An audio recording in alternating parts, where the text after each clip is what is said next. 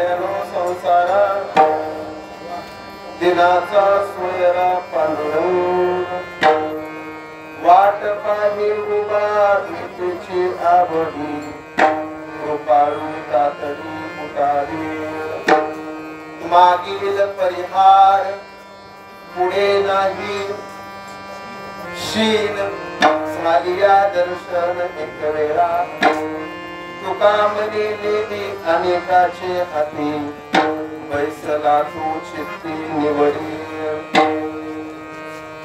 वाट पाहे उभा भेटीची आवडी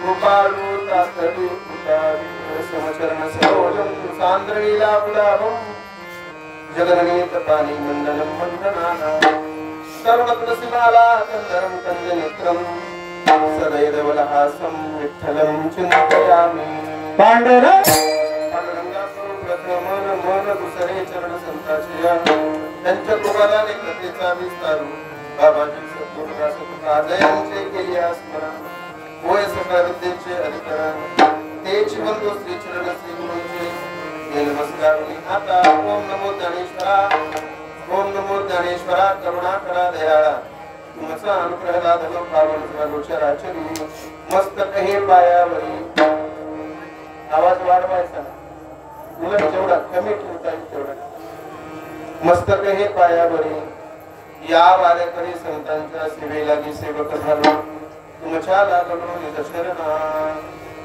असो नसो भावालो तुझी आठाया आलो तुझी आठाया कृपा दृष्टी पाहे मनाकडे पंढरी आया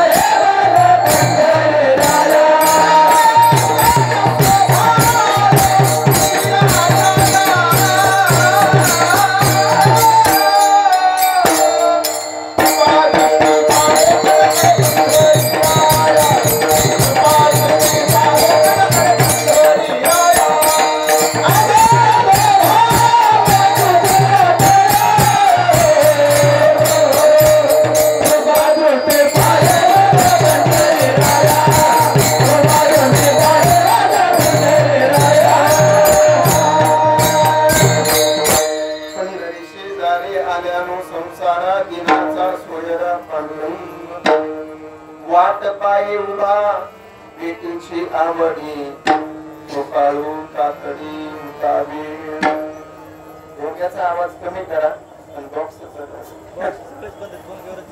बॉक्स बंद आहे का चालू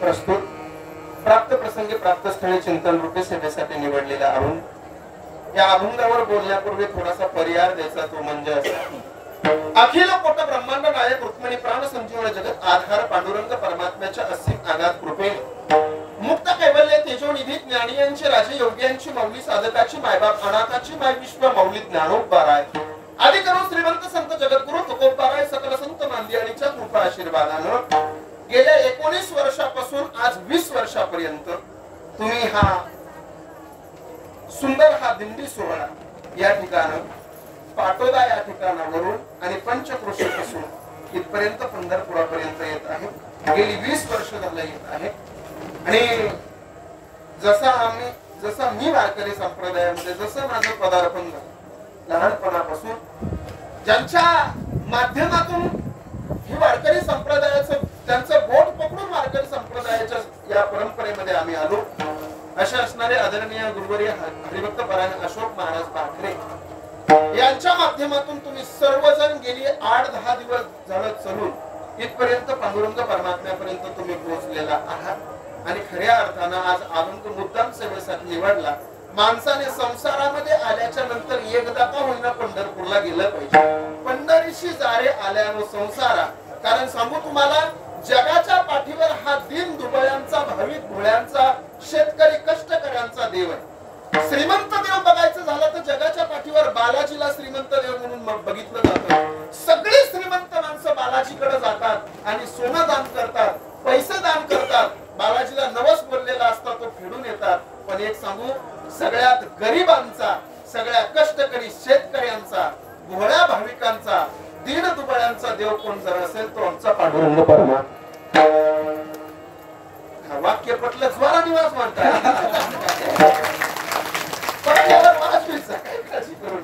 ऐका बरं, तसा हा दिनाचा सोयरा आहे. पांडुरंग दिनाचा सोयरा आपली वाट बघत उभा आहे.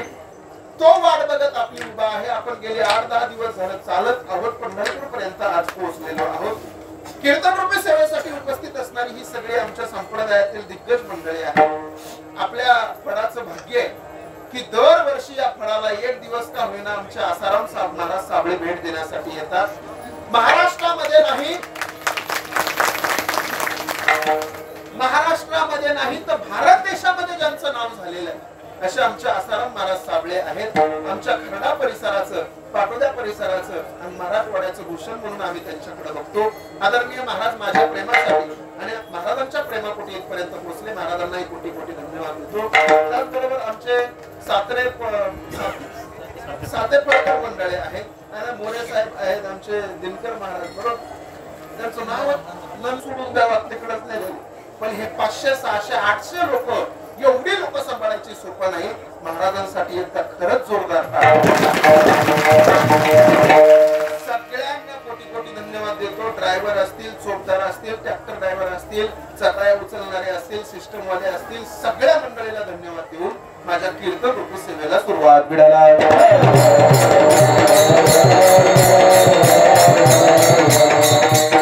महत्वाचं बोलणार आहे आज कीर्तनामध्ये. थोडं कीर्तन लक्ष देऊन आहे. तुम्ही आम्ही भाग्यवान माणसं आहेत. ऐकताय ना माझं कीर्तन? थोडं लक्ष द्या. तुम्ही आम्ही भाग्यवान माणसं आहेत. भाग्यवान या करता आहोत कारण आपला जन्म या महाराष्ट्रामध्ये झाला. आपला जन्म या पांडुरंग परमात्म्याच्या भूमीमध्ये झाला म्हणून आपण भाग्यवान आहोत. भारताचे पहिले पंतप्रधान आहेत पंडित जवाहरलाल नेहरू. ते नेहमी म्हणायचे, तुमच्या महाराष्ट्रातली लोक फार भाग्यवान आहे. तुमचा महाराष्ट्र खूप भाग्यवान आहे कारण या भारत देशामध्ये जेवढे संत जन्माला आले नाही तेवढे संत तुमच्या महाराष्ट्रामध्ये जन्माला आहे. या भारत देशाचे पहिले पंतप्रधान पंडित जवाहरलाल नेहरूंचं वाक्य आहे, या भारत देशामध्ये जेवढे संत जन्माला आले नाही तेवढे संत तुमच्या महाराष्ट्रामध्ये जन्माला आले. पण ते पुढचं वाक्य फार सुंदर बोलतात.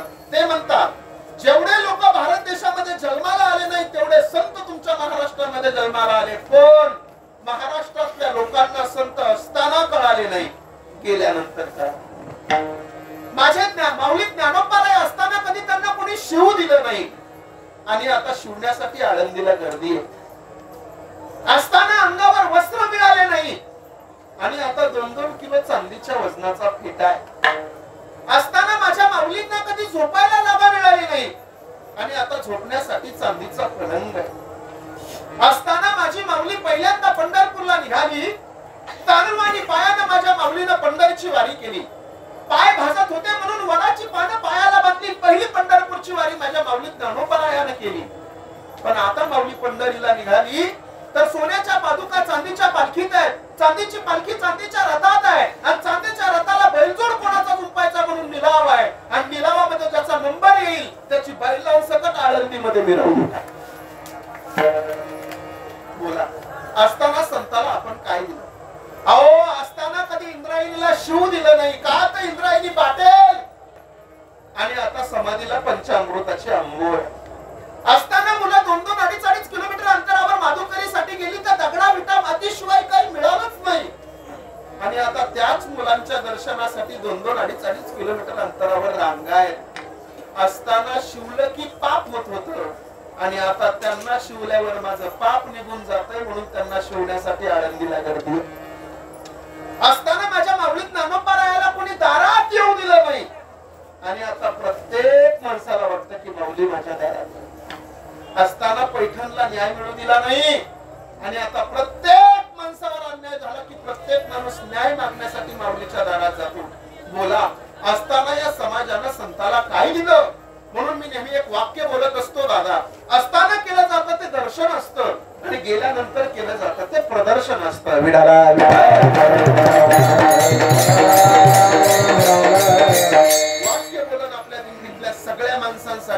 हो, जोपर्यंत माणूस आहे तोपर्यंत त्या माणसाची सेवा करायला शिका. गेल्याच्या नंतर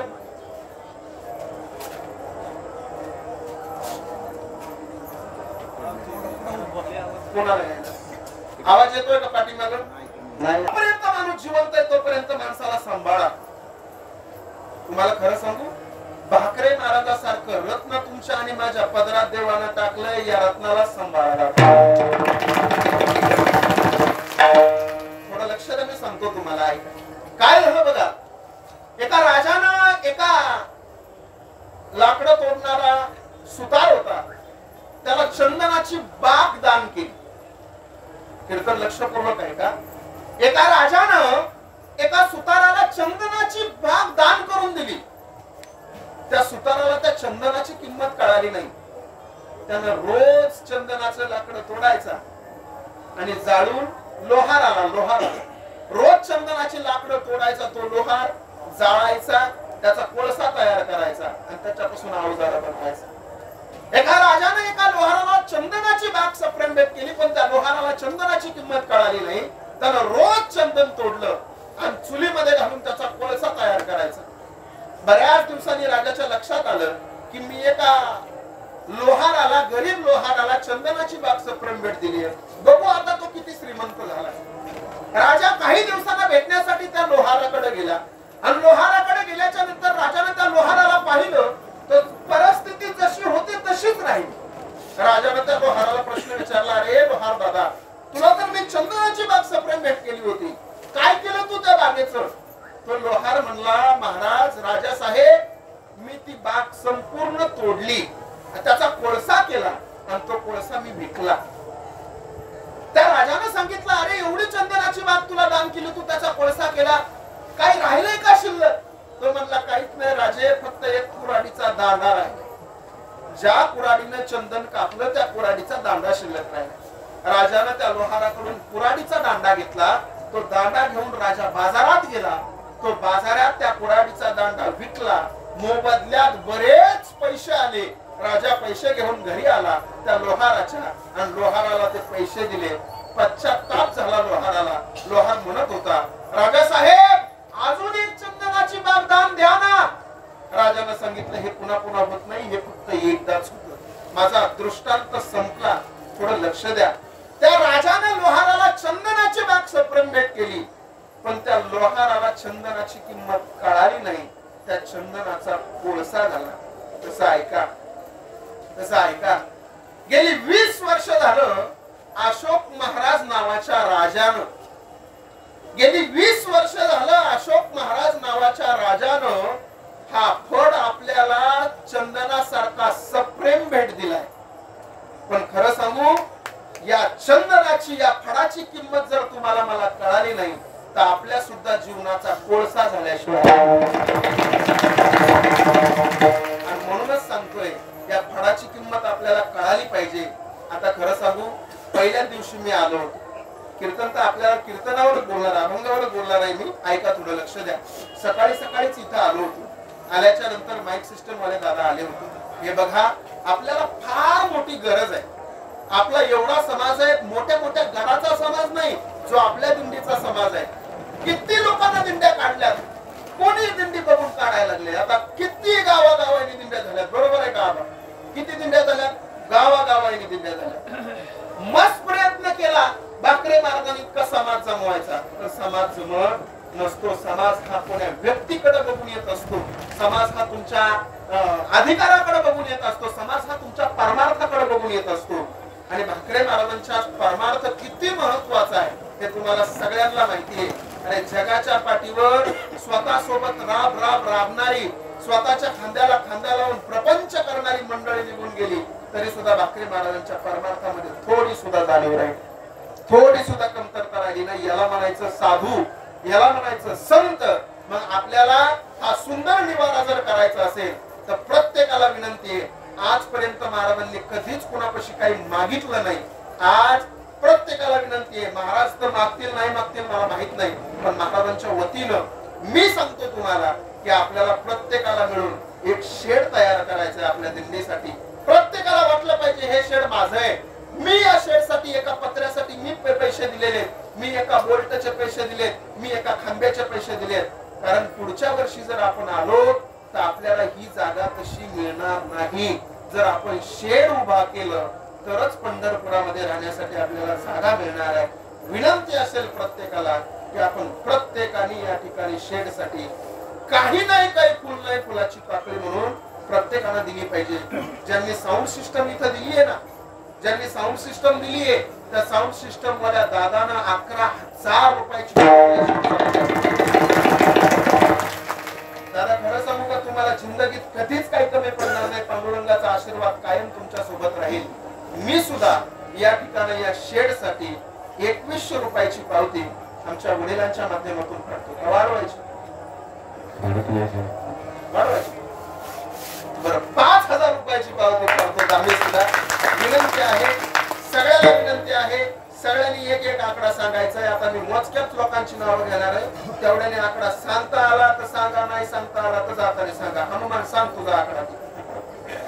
11,000 रुपये हनुचा आकडा. जोरात टाळ्या वाजवा. महादेव महाराज सांगा. 5000 महादेव महाराजांचा आकडा आहे, त्यांच्यासाठी जोरात टाळ्या वाजवा.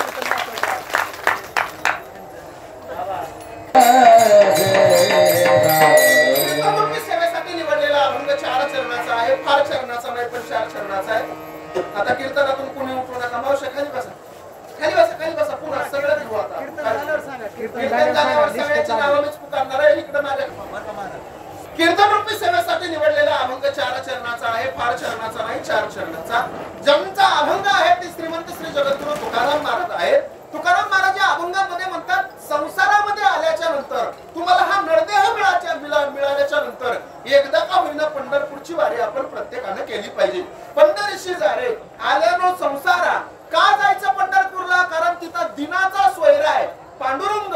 त्या पांडुरंग परमात्म्याचं दर्शन करण्यासाठी आपण प्रत्येकानं पंढरपूरला गेलं पाहिजे. बर काय करतो पांडुरंग परमात्मा पंढरपुरामध्ये? काही नाही हो, आजपर्यंत आपल्याला देवाची वाट बघावी लागते, पण या अभंगामध्ये जगद्गुरु तुकोबाराय म्हणतात तो देव आपली वाट बघतो. वाट पाहे उभा भेटीची आवडी आणि कृपाळू तातडी उतावीळ. आपल्याला भेटण्यासाठी तो उतावीळ झालेला आहे असा पांडुरंग परमात्मा आहे. आणि पुन्हा तुकाराम महाराज सांगतात, मागील परिहार पुढे नाही शीन.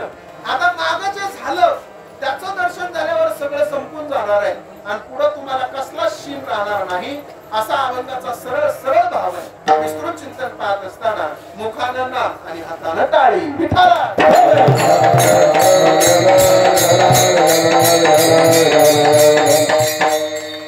अभंग फार गोड आहे महाराज. तुम्ही किती दिवस चालत आलात? 8 दिवस चालत आलात. कसं भजन केलं तुम्ही? किती गोड भजन केलं? ज्ञानदेव तुकाराम. बरोबर आहे की नाही? भाकरे महाराजाच्या दिंडीत भजनच होतं महाराज. नाही तर काय काय दिंडीत असला गोंधळ होतो ना, काय काय दिंडीत असा गोंधळ होतो ना महाराज. आता आम्ही वारीला पार तुकाराम महाराजांना पुण्यापासून चलत असतो. आम्ही 15 ते 8 जवळजवळ 20-22 दिवस आम्ही पंढरपूरला चलत असतो. अशी मजा बघायला भेटते. काय त्या बायांचं भजन असतं बाबा. काय काय बायांचं काय म्हणतात माहितीये का? मला हो दिंडीत जाऊ द्या आणि माऊलीचा सवाळा पाहू द्या असं भजन असतं. आणि पुन्हा काय म्हणतात माहितीये का? पुन्हा भजन करता करता म्हणतात, मला हो दिंडीत जाऊ द्या. तेवढ्याच सुनबाईचा फोन येतो. हा सुनबाई, बाईला खायला टाक, माऊलीचा सवाळा पाहू द्या. म्हणजे मधीच जपात बाईला खायला टाक. किती अवघड आहे. एकनिष्ठतेने भजन करत नाही. खऱ्या अर्थानं तुम्ही भजन करत इथपर्यंत एकनिष्ठतेने पोहोचलात. महत्वाचं सांगतोय का? हा पांडुरंग परमात्मा विटेवरचा जगद्गुरु तुकोबाराय म्हणतात, हा मनुष्य जन्म मिळाल्याच्या नंतर एकदा तरी त्याला भेटायला गेलं पाहिजे. हा मनुष्य जन्म आपल्याला सारखं सारखं भेटत नाही. कीर्तन थोडं लक्ष देऊन ऐका. काय म्हणतात लोक माहितीये का? लोक म्हणतात हा मनुष्याचा जीव एकदाच भेटतोय. बरोबर आहे. जीवन कोणी कोणी तर म्हणतात जीवन एकदाच भेटतं, पण मी तर म्हणत असतो जीवन तुम्हाला रोज सकाळी भेटतं. सांगू तुम्हाला कसं भेटतं रोज सकाळी? अरे जिंदगी तो हर रोज मिलती है. एका साधूने सांगितलंय, जिंदगी तो हर रोज मिलती है, मौत एक बार मिलती है. जिंदगी हर रोज सुबह मिलती है, मौत एक बार मिलती है. मरण फक्त एकदा मिळतो. नाही तर जिंदगी तर रोज सकाळी उठल्यावर मिळते. झोपल्याच्या नंतर जाग करायचं का नाही करायचं ते त्याच्या हातात आहे. एकदा झोपला माणूस की गेला, पण पुन्हा सकाळी जागा करायचा का नाही करायचा त्या पांडुरंगाच्या हातात आहे. हा मनुष्य जन्म आपल्याला प्रत्येकाला मिळाला आहे. पण एक सांगू, या समाजाचं निरीक्षण करून परीक्षण केलं तर या समाजामध्ये 4 वर्ग आपल्याला सापडतात. पहिला वर्ग असा आहे, मनुष्याचा नरदेह मिळाला पण त्याची किंमत कळाली नाही. दुसरा वर्ग असा आहे, नरदेह मिळाला नाही पण किंमत कळाली. तिसरा वर्ग असा आहे, नरदेह मिळालाही नाही आणि कळालाही नाही. चौथा वर्ग असा आहे, नरदेह मिळाला सुद्धा आणि कळाला सुद्धा. पहिला वर्ग असा आहे, नरदेह मिळाला नाही आणि कळालाही नाही. गाढवाला, कुत्र्याला, मांजराला, म्हशीला नरदेह मिळालाही नाही आणि त्याची किंमत कळाली नाही. मला सांगा, कधी तुम्ही बैलाला, गाढवाला बघितलंय का कीर्तनात आलेलं? बोला ना, बैला मंडळ बघितलंय का? पुढे बसून म्हशीने कीर्तन ऐकलेलं, पुढे बसून बैलाने कीर्तन ऐकलेलं कधी बघितलंय का? कधीच कीर्तनाला येत नाहीत. ते कोण असते?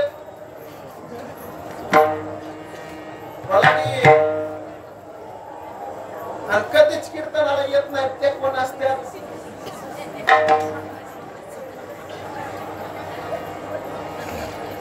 कधीच कीर्तनाला येत नाही. गाढव कधी कीर्तनाला येतं का? बैल कधी कीर्तनाला येतो का? म्हैस कधी कीर्तनाला येते का? कधी. म्हणजे तुम्ही तुमच्यावर घेऊ नका बरं का कुणावर. माझं कीर्तन चाललेलं आहे, महत्वाचं सांगतो. पशुला, पक्षाला नरदेह मिळालाही नाही, त्याची किंमत कळाली नाही. 2 नंबरचा वर्ग असा आहे, नरदेह मिळाला पण कळाला नाही. तो वर्ग तुमचा, माझा, सगळ्यांचा आहे. आपल्याला नरदेह हा मिळाला पण त्याची किंमत कळाली नाही. आपल्याला जर किंमत कळाली असती तर आपण दारू पिऊन या नरदेहाचं वाटोळं केलं नसतं. दारुड्याला वाईट असतात ना, दारुडे आमच्या तर लय नशिबाला असतात. काय नशिबाला असते ना, एवढे राख नाही तर मार असते. पिऊन आपल्याकडे येते. काय म्हणतात माहिती का? ए महाराज, लय शानपणा करू नको, दम असेल तर पिऊन दाखव. कुणाला? महाराज आम्हाला पिऊन दाखवता. एक इष्टीत चालला, आता पहिले मी इष्टीत प्रवास करायचो. इष्टीत चालला, तो इष्टीत चालल्यावर शेजारी बसला, त्याचा पाय सोडला, माझा पाय खाजवायचा. अरे मी म्हणलं, हे माझा पाय. आता मी धोतर घातलेलं, त्यांनी धोतर घातलेलं. तो म्हणला, कुठं चाललात महाराज? म्हणलं, चाललोय धारूरला. कुठं धारूरला? म्हणलं, चाललोय धारूरला, पिंपरीला चाललोय, पिंपरणीला. बरं म्हणलं महाराज, पिंपरणीला चाललात का? बरं म्हणलं, माझंच गाव. मी म्हणलं, आता तिथवर हात जाऊस आहेस का महाराज माझ्यासोबत? म्हणलं, माझंच गाव आहे म्हणलं महाराज. म्हणलं, बरं. उतरलो इष्टीतून खाली आम्ही, आणि तिथून पुन्हा काय पहिलं साधन नव्हतं. 5-6-7 वर्षापूर्वी आम्ही काय गाडी वापरत नव्हतो. मी चलत फाट्यावरून आम्ही निघालो. चलत तेव्हा काय म्हणलं माहितीये का? महाराज, कितवा दिवस आहे आज कीर्तनाचा? म्हणलं, 8वा 6वा दिवस आहे म्हणलं. तो म्हणला, बर. आपण बी वर्गण दिली. म्हणलं, बरं झालं दिली, चांगली केली. हा आपलंच आहे म्हणलं हे सगळं रान. म्हणलं, बर. तो म्हणलं, महाराज, गावकऱ्यांनी सगळ्यांनी वर्गण दिली म्हणल्यावर सगळ्याचा अधिकार असेल ना सप्त्यात? म्हणलं, हा सगळ्याचाच आहे. म्हणला, पठ्ठ्यानी वर्गण दिली, मग पठ्ठ्याच्या हिश्शाचं कीर्तन हितच सांगा. दारुडे गाले शहाणे असतात का महाराज? या नरदेहाची किंमत, नरदेह मिळाला पण याची किंमत आपल्याला कळाली नाही. तिसरा वर्ग असा आहे, नरदेह मिळाला नाही पण त्याची किंमत कळाली. तो वर्ग म्हणजे देवांचा आहे. म्हणून तर म्हणतात, स्वर्गीचे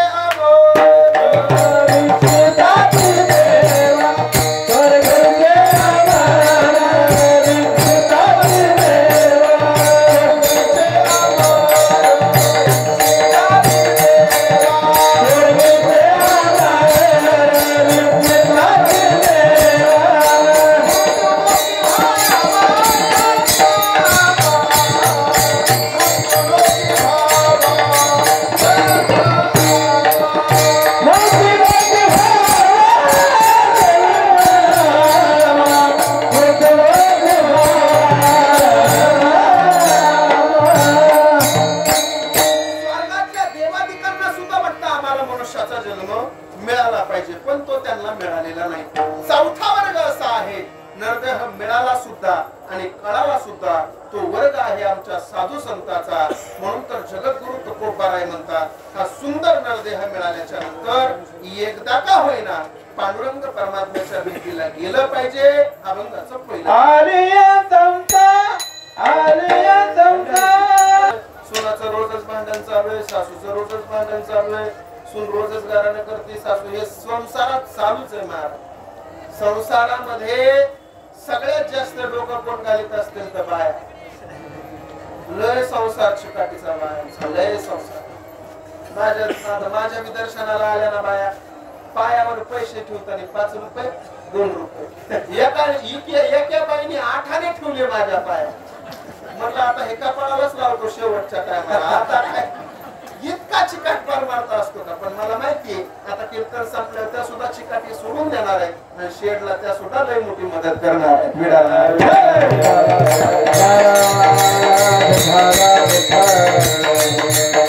संसारामध्ये फार लोक हुशार असतात, पण एक सांगू, संसारापेक्षा परमार्थामध्ये आपण प्रत्येकानं हुशार असलं पाहिजे. तसे ह्या भारत देशामध्ये अनेक विद्वान लोक होते. कीर्तन बोलता नाही ना होत तुम्हाला. एक 15 मिनिटं राहिले सांगू का? हा 15च मिनिटं. 9ला कीर्तन बरोबर 8:45 संपणार आहे. जमल ना? महिला मंडळ झोपा आल्या जमू ना?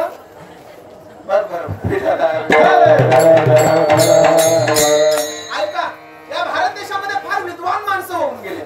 किती विद्वान माणसं होते सांगू का तुम्हाला? प्रतिउत्पन्न मती माणसं या भारत देशामध्ये 2 होऊन गेली आसाराम महाराज.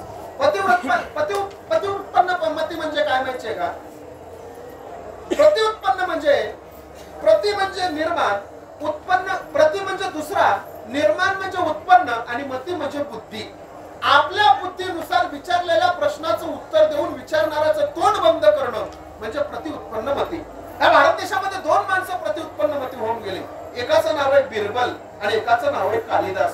किती ज्ञानी होते, किती ज्ञानी होते सांगतो तुम्हाला किती ज्ञानी होते.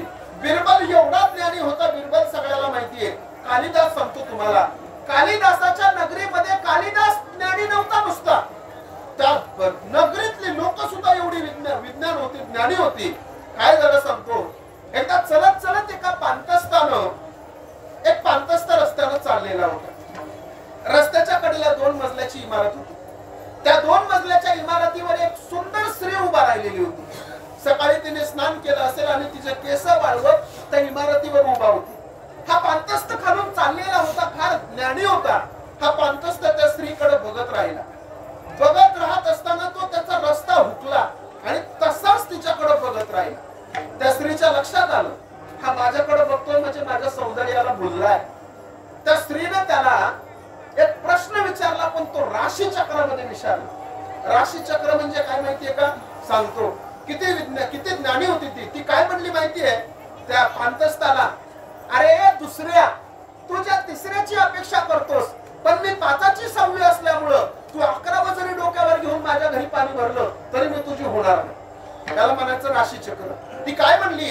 अरे दुसऱ्या, तुझ्या तिसऱ्याची अपेक्षा करतोस, पण मी 5ची 6वी असल्यामुळं तू 11 जरी डोक्यावर घेऊन माझ्या घरी पाणी भरलं तरी मी तुझी होणार नाही. राशी चक्रात प्रश्न विचारला. आता राशी चक्र म्हणजे काय? आपल्या राशी किती? 12. कोणत्या?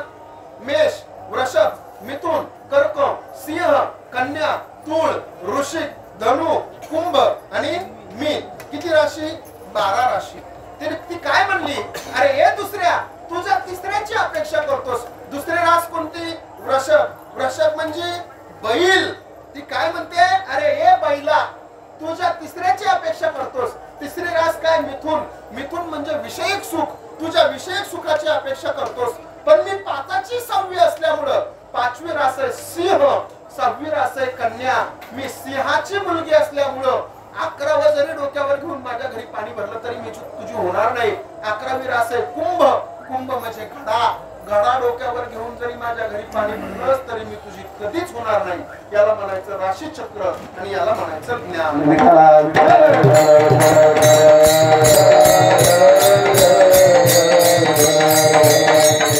एवढे ज्ञानी लोक असतात महाराज समाजात. किती ज्ञानी महाराज? एवढी ज्ञानी लोक असतात. संसारापेक्षा परमार्थामध्ये ज्ञान अत्यंत महत्वाचं आहे.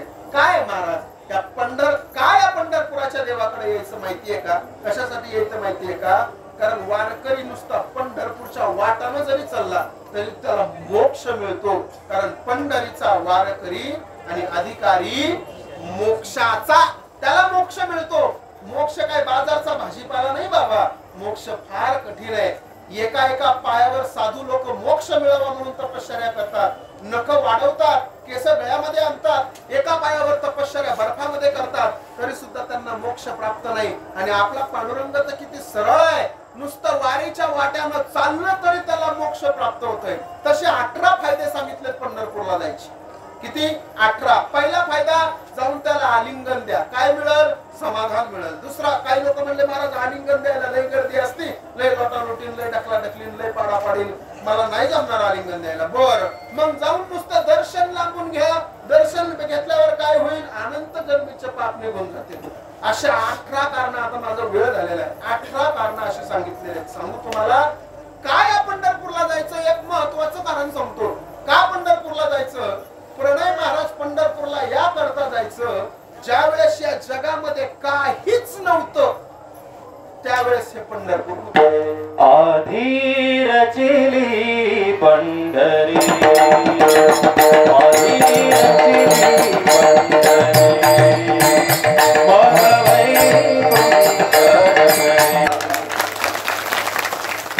ते काय म्हणतात? आधी रचिली पंढरी आणि मग वैकुंठ नगरी. जेव्हा नव्हते चराचर तेव्हा होते पंढरपूर, जेव्हा नव्हत्या गोदा गंगा तेव्हा होती चंद्रभागा. एवढं पंढरपुराचं महत्व. म्हणून त्या पंढरपूरला आपण प्रत्येकाने गेले पाहिजे. का पंढरपूरला गेलं पाहिजे? त्याचं कारण जगद्गुरु तुकोबाराय अभंगाच्या दुसऱ्या चरणात वाट पाहे वो फक्त सगळ्याला विनंती, सगळ्यांनी गोड भजन करा. भजन करताना माझ्या पाठीमागे महिला मंडळ म्हणताना, महिला मंडळ सुरुवातीला म्हणून, पुरुष मंडळ नंतर म्हणून, फार पब्लिक जमली आज शेजारच्या सगळ्याला आवाज गेला पाहिजे असं भजन करायचं महिला मंडळ म्हणताना. माझ्या पाठीमागे सगळ्या जणी मोठ्याने म्हणताना